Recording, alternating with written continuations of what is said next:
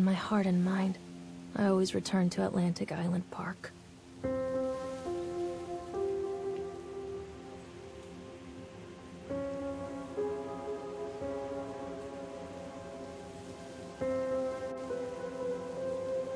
Where's Mr. Bear? I haven't seen Mr. Bear, Callum.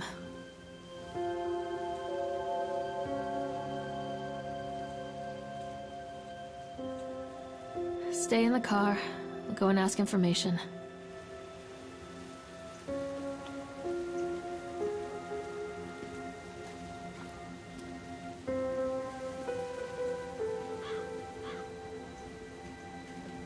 Attention, patrons. The park is now closed.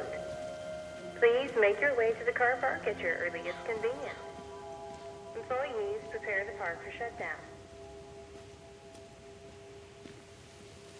Callum was born the day this place opened. This is his favorite place in the world.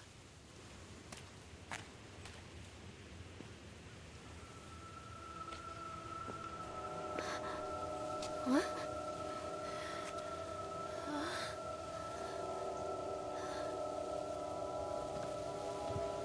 Hey, Lorraine. Lorraine. Don't blame yourself, Lorraine. People lose things all the time.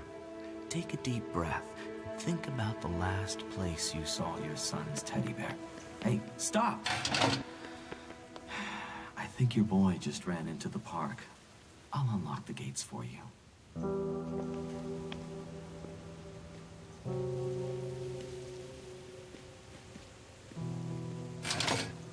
Wait up there for Mommy, Callum! Over here!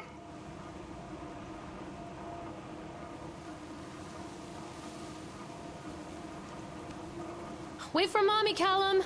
This way, Mommy! There's something special about the entrance to an amusement park. A line drawn between the real world and the world of whimsy within. On this side, the apathy of our everyday lives. And on the other, anything we might dare to dream. It's no wonder Callum ran back inside. I wouldn't want to leave either. Attention, employees. The park is now closed. Have a safe Callum, I told you to wait in the car! Come on, this way! Callum, where are you going? Come on, Mommy!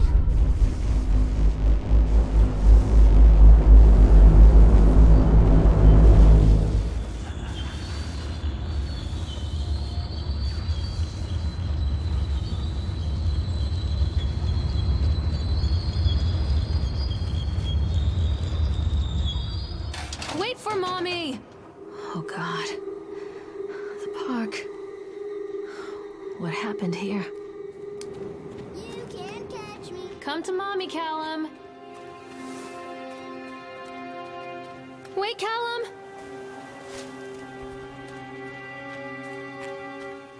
I'm not playing anymore, Callum.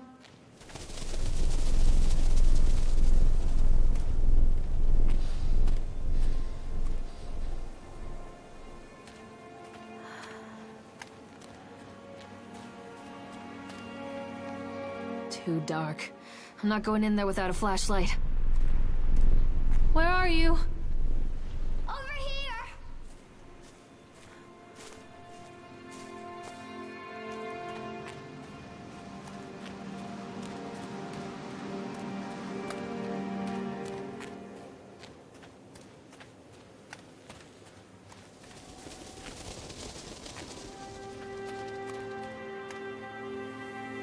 I think this belongs to Callum. Chad the Chipmunk, huh? Just a drunk guy in a suit.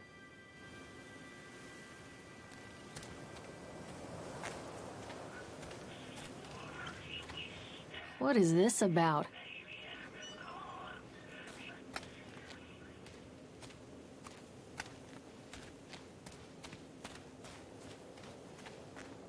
Callum, stay where you are! Catch me, Mommy! Hello? Callum, stay where you are!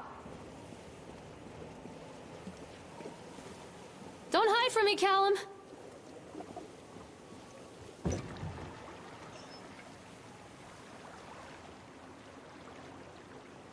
Come on,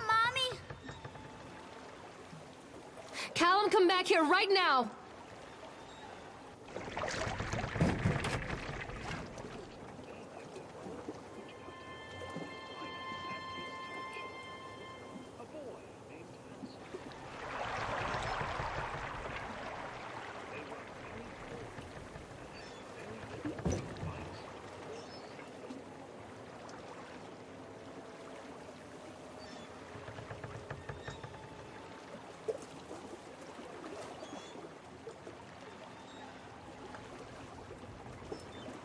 Where are you? Callum, where did you go? Callum, where did you go?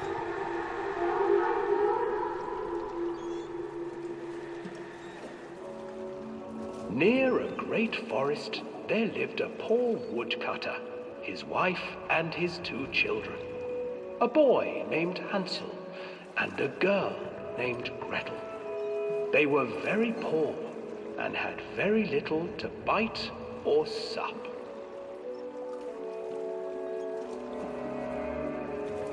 "What will become of us?" the woodcutter asked his wife one night. "I tell you what, husband, we will take the children into the thickest part of the forest tomorrow and abandon them there." "No, my wife, I cannot do that," said the man. "Then we will all 4 starve, you fool." Hansel and Gretel overheard their parents talking, and Gretel began to weep. "Do not fret, Gretel," Hansel said.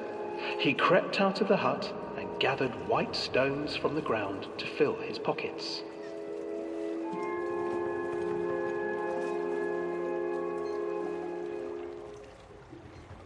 The next morning, the woodcutter leads the children into the forest. Before they leave, their mother gives them a slice of bread and warns them that they will get no more food that day. Clever Hansel leaves a trail of white stones behind them as they pass into the woods. When their father leaves them, the children wait a while, then follow the trail back to their parents' house. After receiving a thorough scolding from their parents for getting lost in the woods, the children are sent to bed without any supper. Hansel tried to sneak out and collect more white stones, but found that the door was locked.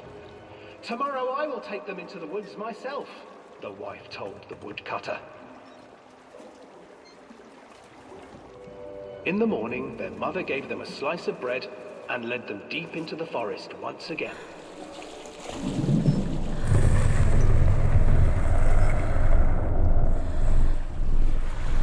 Hansel broke his bread into pieces and left a trail of breadcrumbs to lead them safely home.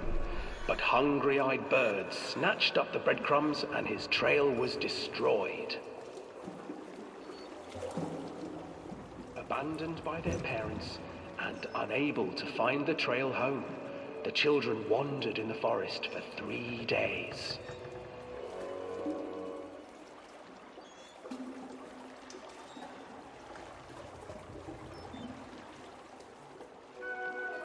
The children stumbled into a clearing with an exceedingly strange house.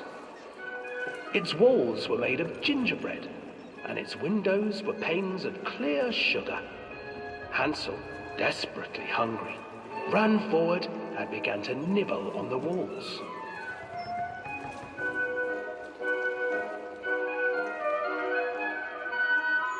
"Nibble, nibble, little mouse. Who is nibbling at my house?" An old woman emerged from the house, sniffing the air and peering around with cloudy eyes. "Oh, you dear children, who brought you here? Just come in and stay with me. No harm will come to you." But Hansel and Gretel stayed back, for the old woman reminded them of their cruel mother. "Come, children, don't be afraid. I have something for you." The old woman offered them 2 enormous lollipops. The children took them and began to eat. "You see, nothing to fear here. Come inside," the old woman urged, and the children, still licking their sweets, followed.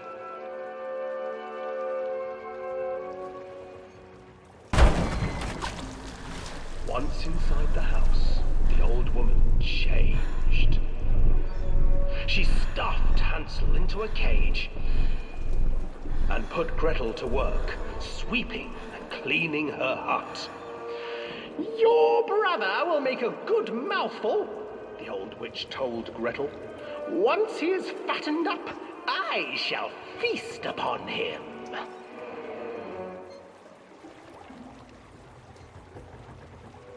Time passed, and poor Hansel refused to eat, fearing the day that the witch would eat him. The witch, for her part, grew impatient. "Today I will cook and eat your brother, Gretel. Climb inside and light the oven." But Gretel pretended not to understand. I do not know how. Where is the opening?" "Fool," the old witch said. "The opening is here." And she moved to show Gretel. Seizing her courage, brave Gretel gave the witch a shove, and the old crone tumbled forward into the oven. Gretel slid a large iron bolt over the door to the oven. Gretel freed her brother Hansel, and together they lit a fire beneath the oven. And though she screamed and begged, the children sat by the oven until her screams had stilled, and the witch was cooked. And then, because even children can't survive on sweets, they divided up the body of the old witch and ate her.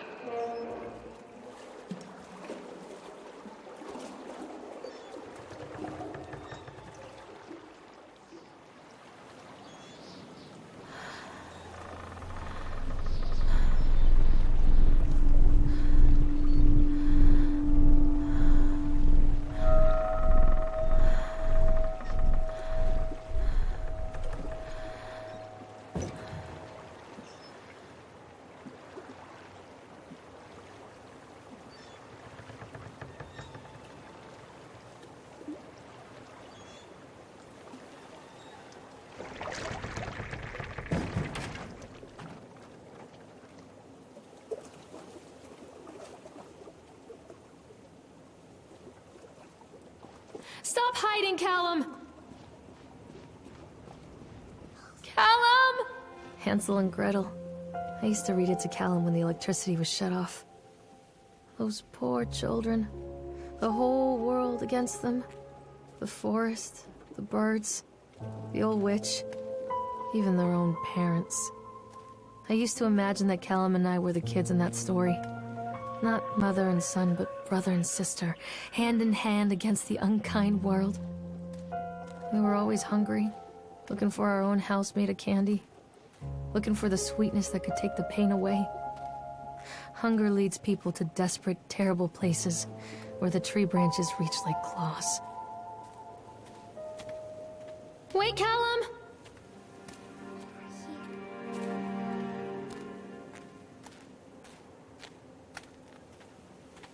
Come back. Mommy needs to see you, Callum. Another accident. That said quack, This quack, place. quack,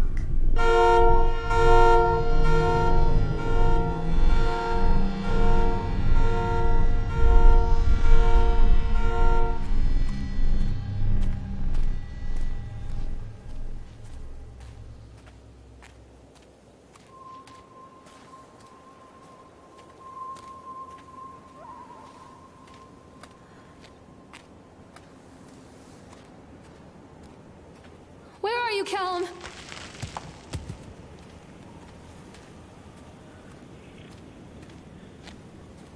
Callum, stay where you are.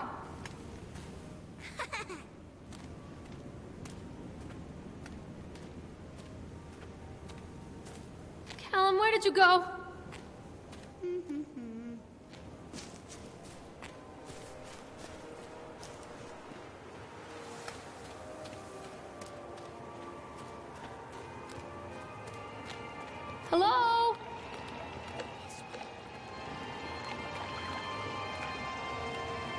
This old thing used to make the blood run to my head. Make me dizzy. The guy just snapped. Those poor kids. Callum!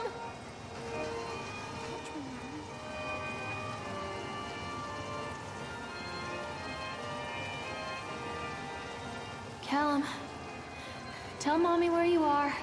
Oh, I remember this. Callum! Where did you go? I can't get on while it's moving. This way, Mommy.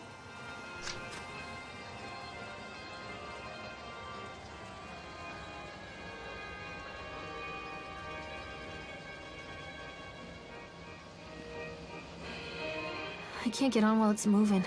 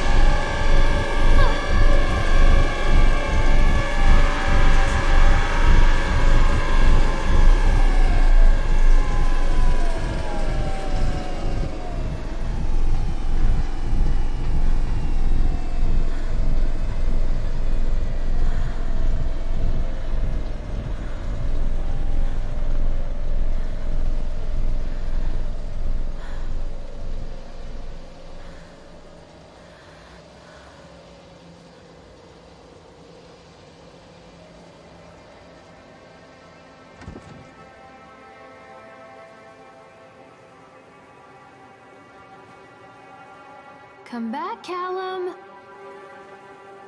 Over here. Treachery hides in thoughts. Treachery that lashes like a whip and scars our insides. The first time I saw Callum, my thoughts betrayed me. I looked down at this wrinkled, red, bawling thing and I thought, is that it? We build our world from expectations, and the world that I had built for Callum was no different. He was so real, so there, and so far from my expectations. They shattered, and as they fell in pieces, that one treacherous thought became a new foundation. All of the love that we shared, all of the warmth and goodness that followed, built on a single, traitorous thought. I'm not playing anymore, Callum. Catch me, Mommy.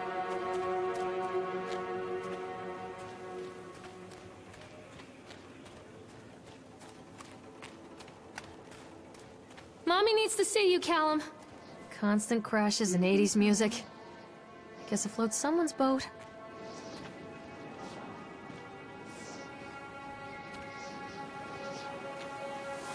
Callum?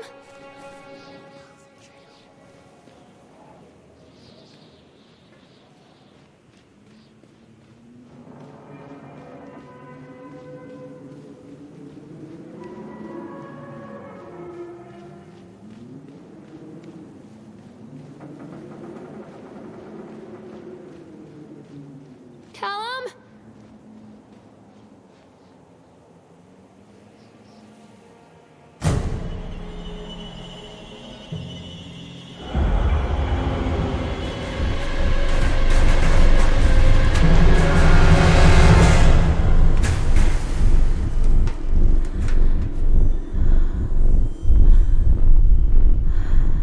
Callum, where did you go?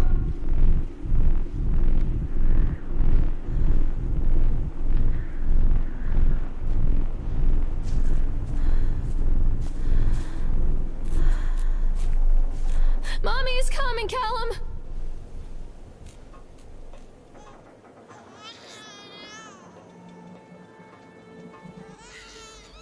It's a matter of public record that I am a failure as a mother. Once, when Callum was very small, I left him asleep in the car while I ran an errand. Don't even remember what it was. When I came back, the sheriff was standing next to the car, watching my boy through the window. I didn't like what I saw in his eyes. Judgment. He wrote me the ticket without saying a word. Just the scratch of his pen on the notepad. When he gave it to me, our eyes met. I know what you're going through. My daughter, Helen, she just gets some help. Help was a bolt of lightning. Help was 1,000 volts surging through my veins. Help is agony. I'd rather die. I wanted to scream. I'd rather you pulled your gun and shot me. But instead my mouth said, "Yes, Sheriff."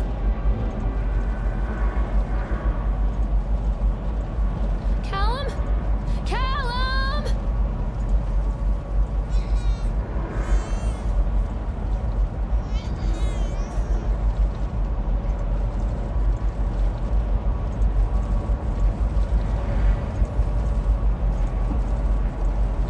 Stay where you are!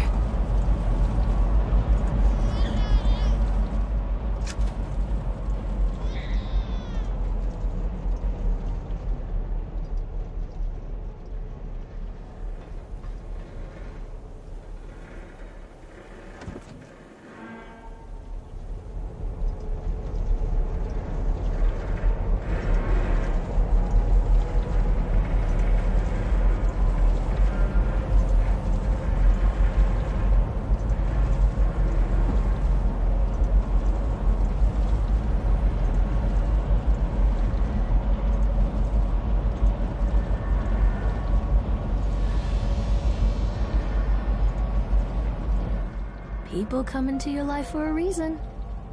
Dad used to say that before Mom ran off. After that, he mostly just drank. Things were different for Don and I.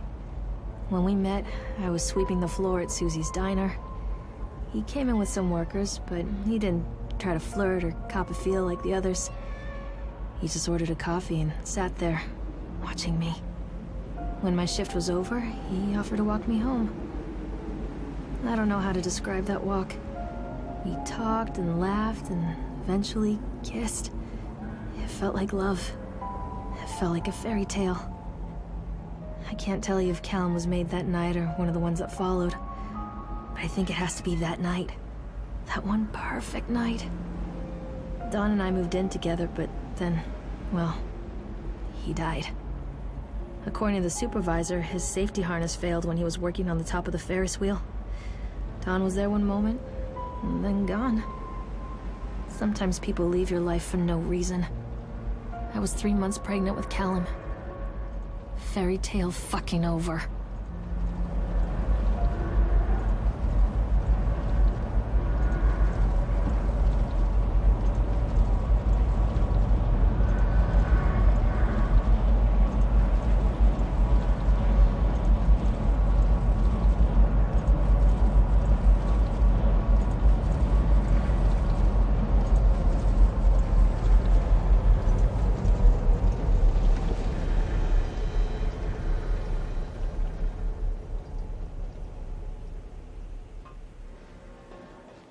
Where did you go?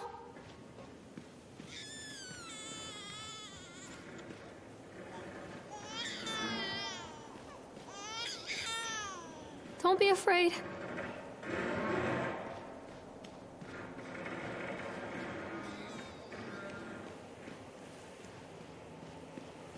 Stay where you are.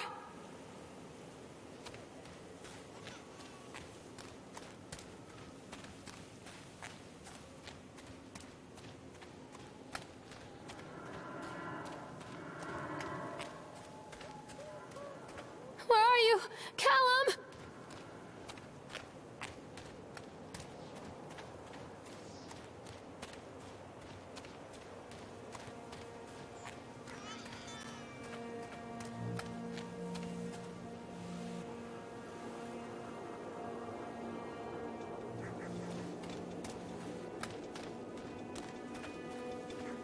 Callum! Tell Mommy where you are!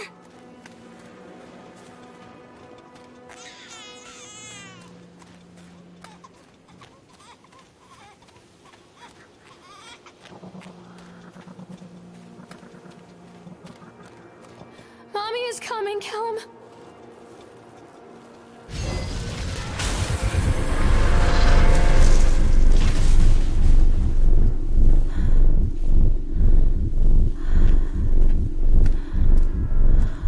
Come back, Callum!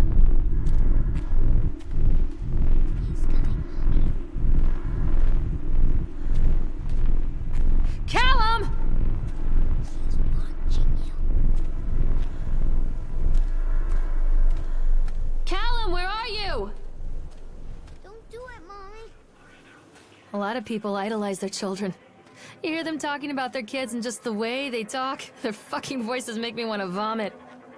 My angel likes to read, and little Johnny is so good on the piano. Fuck those people! You give up 9 months of your life carrying them, you traumatize yourself giving birth to them, and then you spend the rest of your life as their slave. Wiping asses, mopping up piss, feeding them. Little life-sucking monsters who take and take and take until... we all go insane. Any parent who pretends otherwise is just dishonest. That's called choice supportive bias. I am honest. Callum really grinds my gears, and he owes me everything. Everything. It'd serve the little fuck right if I just abandoned him. Callum! Tell Mommy where you are! I always wanted to ride this one. Never got around to do it before.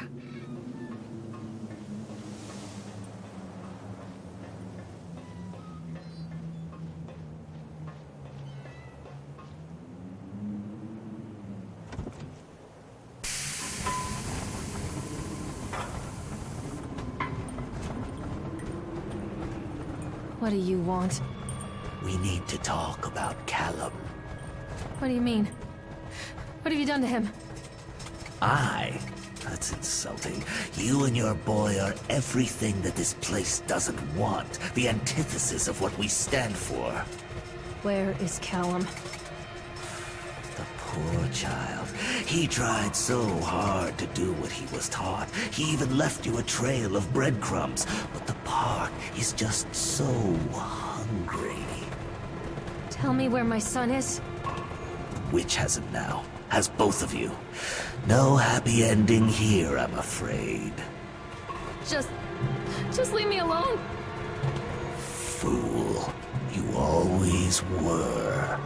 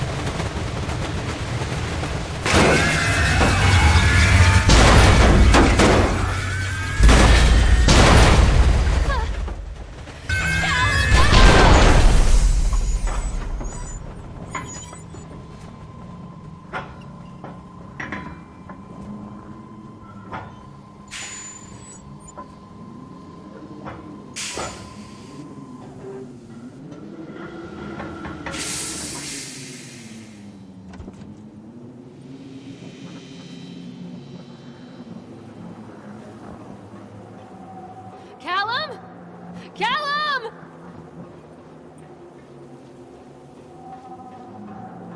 I can help you, Callum. The witch awaits.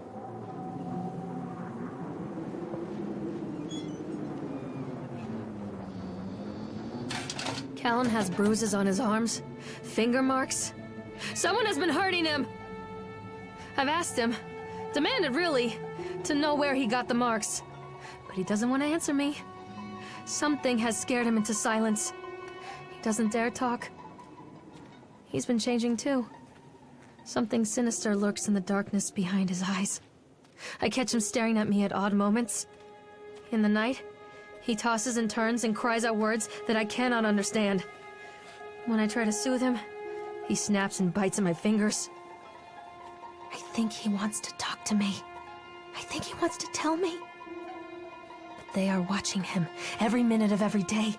They are whispering to him in his sleep, changing him. They are taking my baby away from me. I can save him. And there will be pain. But I love him, and in the end, he will understand why. The whole town was shocked by that one. Never found out who did it. This isn't a game, Callum! Mommy, I'm scared.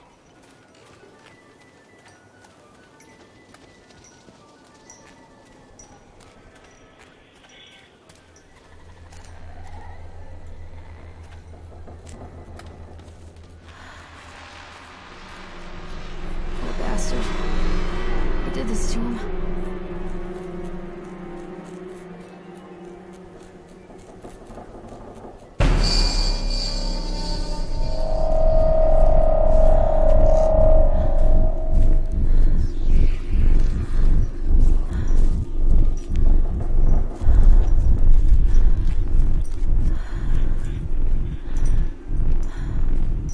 Come back!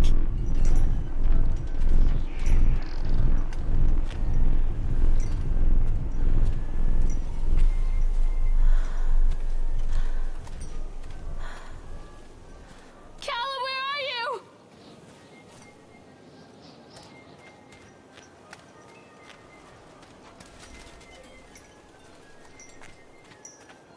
Don't let the witch put me in the oven. I'm not playing anymore, Callum! What are you scared of?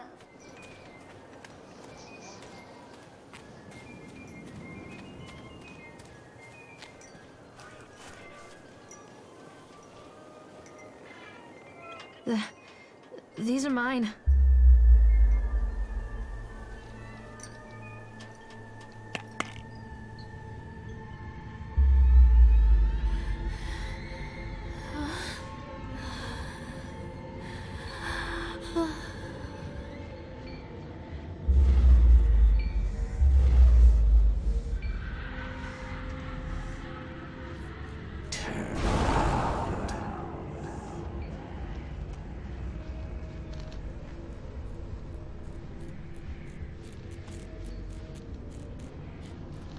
Don't leave me here, Callum.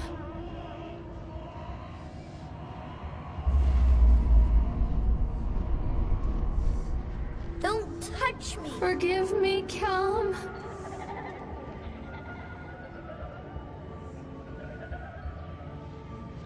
Forgive me, Callum.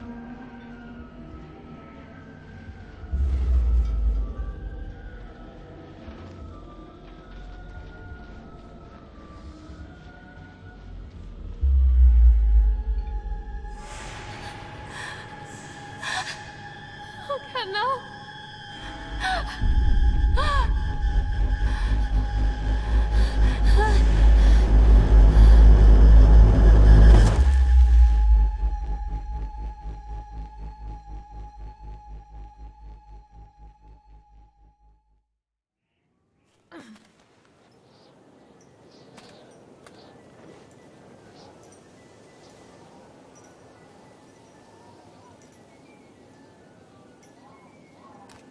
The park is a collage of contradictions all of its own. Millions of people die every year in car crashes, and the park has little cars designed specifically to simulate that action. Hear the children scream with joy. In the sideshow alley, you can walk away with 15 cents worth of mass-produced Chinese teddy bears, while a grinning carny pockets your hard-earned $5. And what secrets lie beneath the sullen waters of the lake? The tears of jilted lovers, the soiled condoms of illicit affairs, the clotted blood of the lonely suicide. And the face of the witch looms over it all. I've always despised her toothy grin and warty nose. I hate that sparkle in her weathered, watchful eyes. I think Callum is waiting for me. Inside.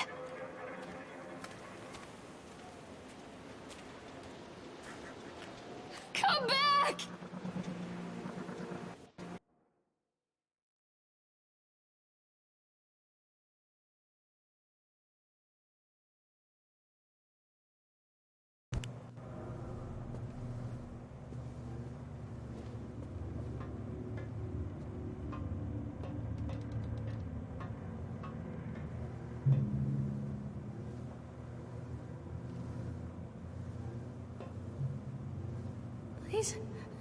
make me see?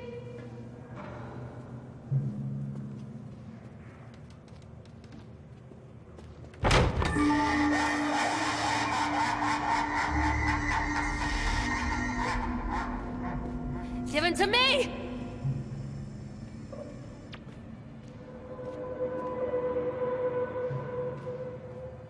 Show yourself!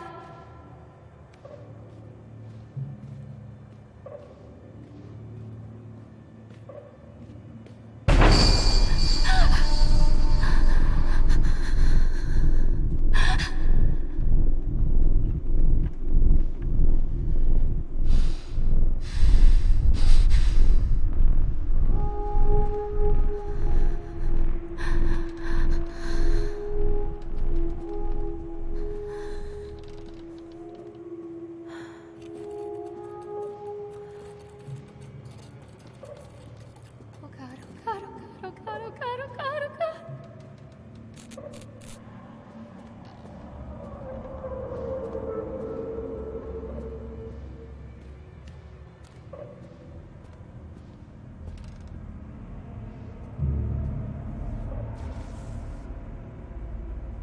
Don't leave me!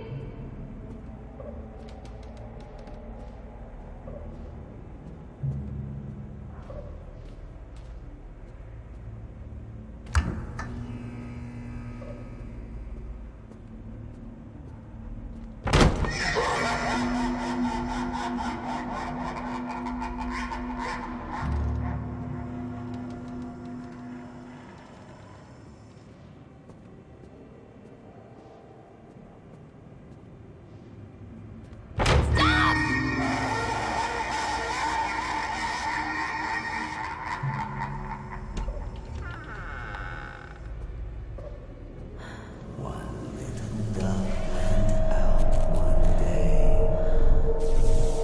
Leave me alone!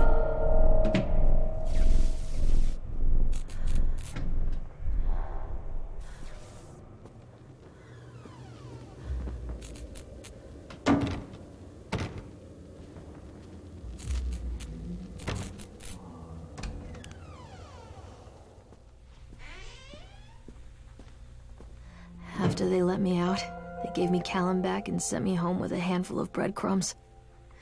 Home, bittersweet home. I barely recognized it. Where there had been color and light, there were shadows and regrets. Where there had been warmth, there was a bone-deep coldness that never went away. I tried my hardest to keep the ghosts at bay. Don, watching from the dusty corners while I tried to teach his son to read. My father, coldly assessing me and finding me lacking. I devoted myself to Callum, did the things that they told me. It will get better, they said. Every day will be a little better than the last. I'm in the woods now, lost and afraid. Things never got any better.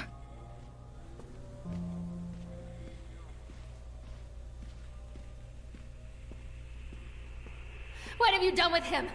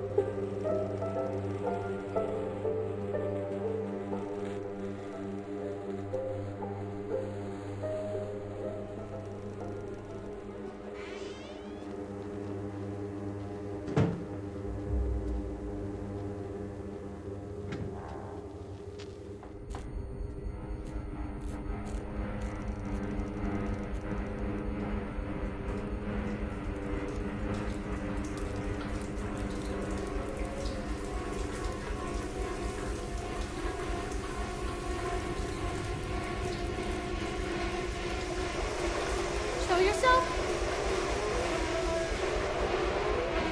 Don't make me get it.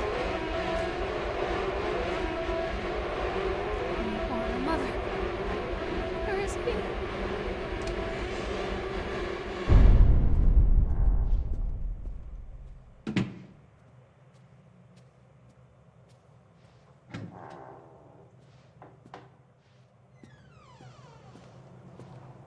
Stories are told again and again, and from their shape we build our understanding of the world.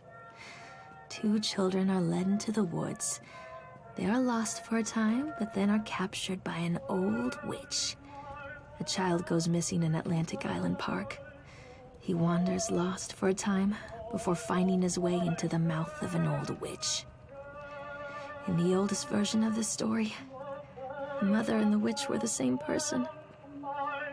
I never wanted to be the witch, but I am, aren't I?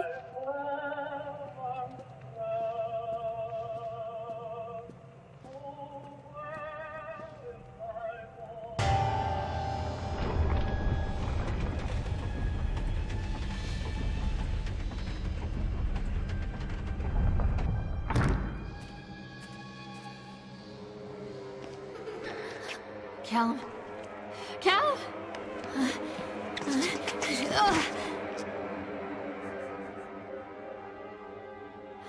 Callum. Callum. Callum!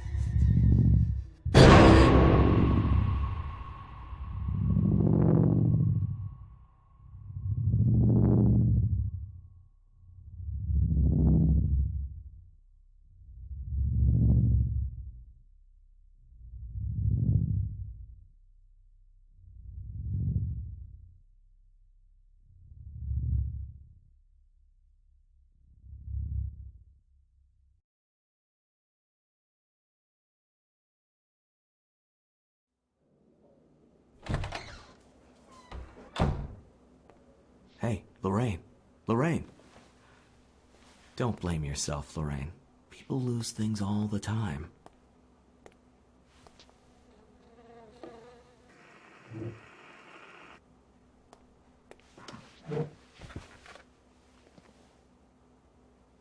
Take a deep breath and think about the last place you saw your son.